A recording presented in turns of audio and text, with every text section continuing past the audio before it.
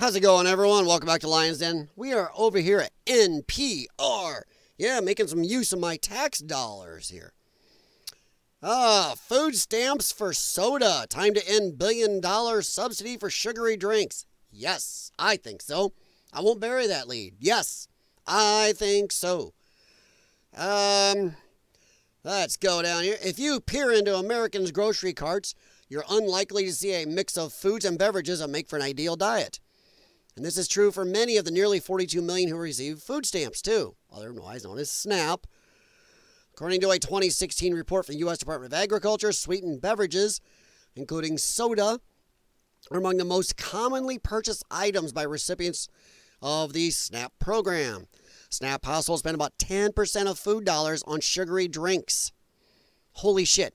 And that doesn't, by the way, include all the items from Hostess, and yes, I'm sorry, like Frito-Lay and stuff like that. None of that crap those are junk foods.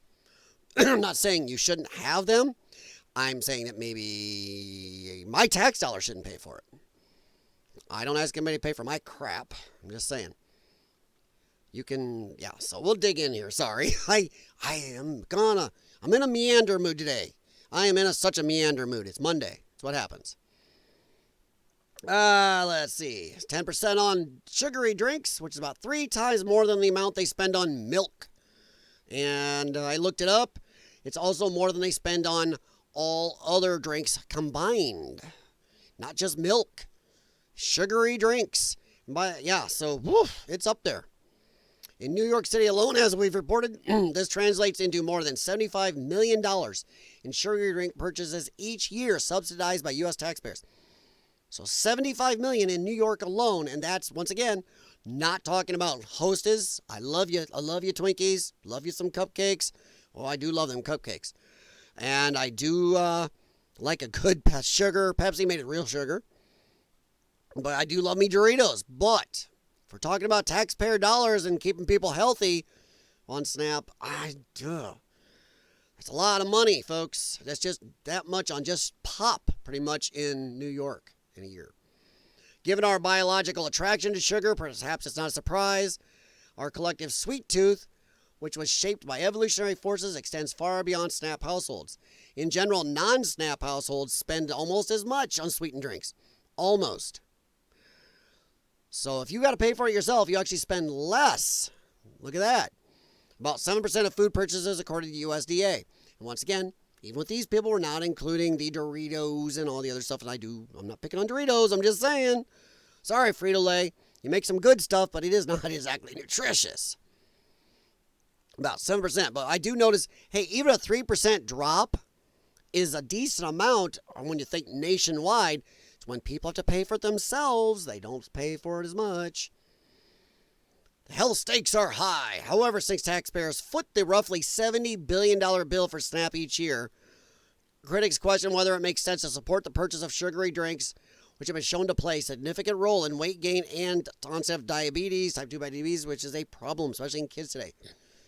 Low-income American adults now consume nearly 2 sugar-sweetened beverage servings a day, and for every 1 to 2 daily servings consumed, the lifetime risk of developing diabetes increases by 30%.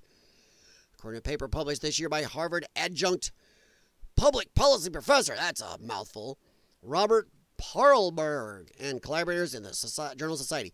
Now, here's where I'm going to age myself a little bit. We used to go to a grocery store in Milan, Illinois called Eagles. Eagles used to be a large grocery chain in the Midwest at one time. They kind of put themselves out of the market because they actually paid their employees a lot more than other grocery store chains. Not a little more, a lot more. And benefits were a lot higher. It kind of screwed them a little bit. But they also had some other competition problems from new grocery stores up and coming, like Hy-Vee. But Eagles, I remember shopping there with my parents. We used to go there, and back before Hy-Vee, Giefman's grocery store. We went to these grocery stores that used to be an aisle. And those aisle on each side, from end to end of the grocery store, and then an area of a dairy case, was for people with food stamps. And you're going, oh my God, that's so horrible. At least the lefties will. Oh my God, they should deserve anything you have. No, sorry. I don't think so. And I am not being cold-blooded, but I don't give a shit if it's not your fault. I don't care if you're working for a company and they downsize and you lost your job, whatever else. But I'm sorry, we all like to live in a reality where you accept consequences. Bad things happen, sometimes not all because of what you've done, but that's the way it is. You do not, if you're on the government dollar, my taxpayer dollar, everybody else's taxpayer dollar, I'm sorry, you don't get the luxuries. And I think that soda pop, sugary soda pops and chips and all the sweet cakes and all the other, cinnamon buns and all this crap it's a luxury. Now, going down these aisles at these stores, back when I was younger, I remember what was in them. We looked. My mom actually bought some stuff out of those aisles because you could buy if you weren't food stamps, but none of it was crap. There was little things they put in, little bitty things to give them a treats and stuff. Little luxuries, but they weren't brand name. That was the other problem. These people whined they weren't getting a lot of brand name stuff. A lot of it was generics or store brand at the time, which once again saved us a lot of money. Because if you look at what SNAP or food stamps cost back then, even per person, it was like half. Even adjusted for today's dollars, it was like half if I remember looking it up. Actually, not if, I do. I just did it a little bit ago. It's between 50 and 60% less per person adjusted for today's dollars. Because we didn't allow them to go buying lobster and brand name Pepsi. If they bought any soda, there was soda there. A lot of it was diet. But any non-diet was, once again, generic or store brand. That's it. Right now, a store brand of 12-pack of pop is $4 to $5, maybe $6. Actual like Pepsi and Coke are $8 or $9. Add that up if they're buying a lot of that. I think we should go back to that where here's the aisle of stuff you need. A lot of it's staples. You'll be very well fed. You'll eat decently well. It won't be amazing. It won't be epic. Well, mom's a good cook. Maybe it will be. But you will have the vitamins and minerals and support you need to grow and function and be healthy and go work harder. That's just the way it is. But the problem is we also have a lot of people that are lazy fucks who are just sucking off the system and think they should be able to go load up their cart. So me and my wife have to hope we have enough for groceries that week. That's a problem. And they load up with crap. Me and my wife have stuff that's good for us, and they load up with crap. We see carts full, and they're paying with their little government card. The government card, you can still tell if you look at it, it's a government card. So the paper explains why the challenge of changing the SNAP program is so daunting. When the food stamp program was initiated back in the 60s, some Americans did not get enough calories. Now, partly thanks to SNAP, calorie and micronutrient deficiency are a far less serious problem. No, we have the other way now. The obesity rate is soared because we've overfed our people. We have way too much. When you have the poor people getting fat because they're eating so much, it's time to cut the amounts back a little too. Not just the types of food, cut the amount. But one of the problems I've heard is, and this is something I saw on Reddit earlier today. But what it was is they're talking about, it's classism. These rich people are just trying to get more rich and hurt the poorest people. And I actually commented on there. I'm like, oh, really? So PepsiCo and the people, the higher-ups at PepsiCo are going to get rich if the Trump administration says, hey, no more Pepsi in the food stamp program. No, it's a big shot to them. In fact, now there's a big scandal out where a lot of so-called MAGA pundits out there on X and everywhere else are getting caught up. They were getting money from a big soda group to fight Trump on this, saying, oh, this is not good. They were out scare tacticing people. Oh my God, he's going to ban soda everywhere. No, just sugary drinks on SNAP.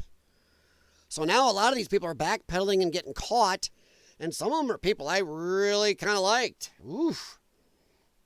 So, yeah, they were taking money and lying about what Trump is going to do. So that's another problem. Big soda is scared shitless. So to those morons on Reddit, he's just trying to make the rich richer. It's classism. One, I'm sorry, but I do not care whether you lost your job on accident. It wasn't your fault. I don't give a shit if you're a sluggo who's done jack shit. If you're an illegal alien getting more in food stamps than a lot of American citizens get, no, You do not get the luxuries off the taxpayer dollar. It was never meant to keep you at the same level as somebody working down the street. Somebody, him and his wife, working 2 jobs each. No. You get yourself, you pull yourself up by your bootstraps and you get off your butt and you go work.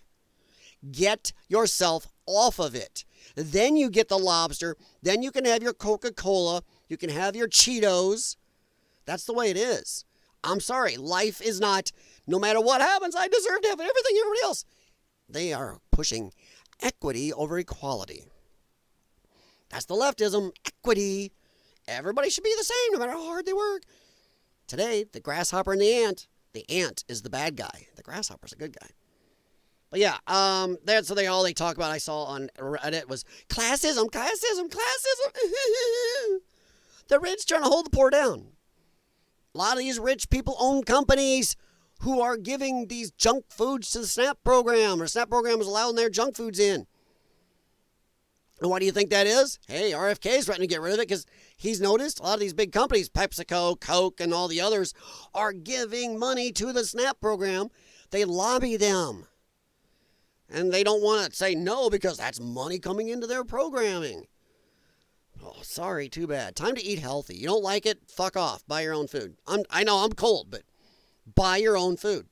If you don't have the money to buy the sugary, upscaled shit, then you shouldn't have it. You really shouldn't. I mean, I've been on times in my life I've even had to go to food pantries in the past. And you know what? They don't give you a lot of shit. Every once in a while they'll put something in there that's kind of a little bit junk foody, but they really try to balance diets.